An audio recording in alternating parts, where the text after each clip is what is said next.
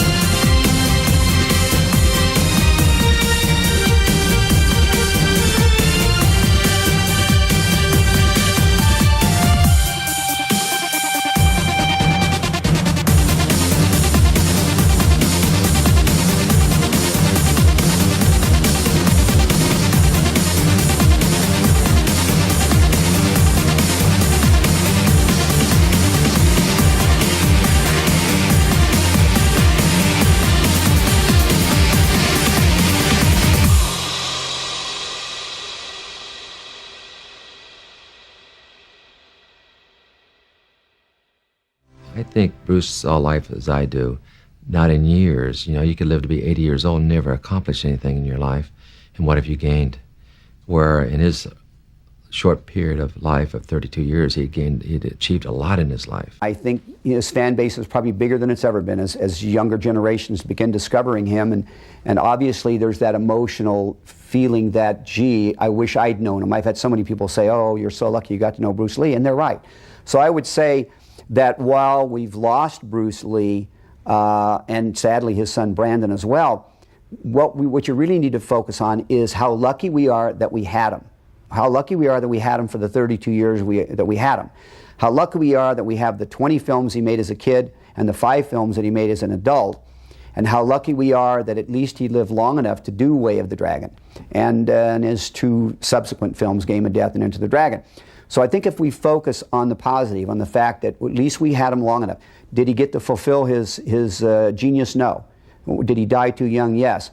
But I would say that I personally am honored and thrilled and happy and I'm blessed that I got to be in 3 Bruce Lee films and that he was my friend. There's only one Bruce Lee, but all the director, martial art director, want every actor becoming a second Bruce Lee.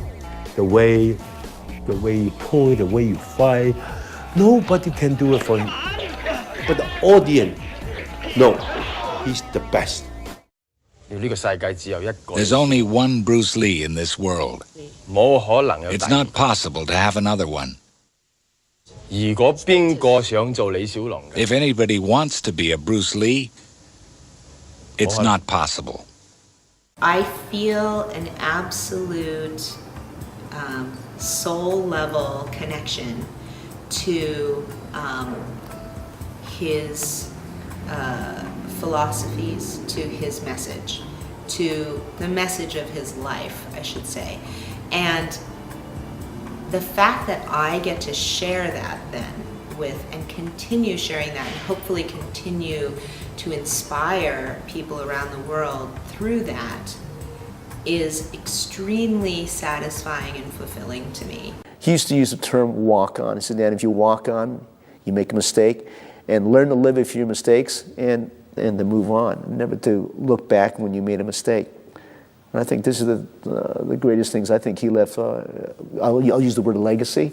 His best legacy was that, just to be inspirational, because if you're inspirational to one person, you might be only one person you think, but you're an inspiration to many. Therefore, it makes a better world to live in. So, as corny as it sounds, but it really is true. But I think that's his legacy that he left to the martial art world. I like to think he did. I think that Bruce would be most proud to say, and to have people say about him, that he was a real human being who communicated the truth of his art through his actions and his presence on the screen. That people could look at him and say, wow, that guy was real. I know he could do that thing. He could make those moves. He would be deadly if he were in person right here in front of me. They knew that about him. Maybe they're not able to say that or express exactly what it was about him that turned them on so much or inspired them. But it was because he was the genuine article. He was that person in the films. He was not a different person off screen than he was on screen. He was vibrant and he was full of life and he was the real thing. And I think that really comes across and inspires people to want to better themselves, be a better martial artist, a better person, a more real and genuine person.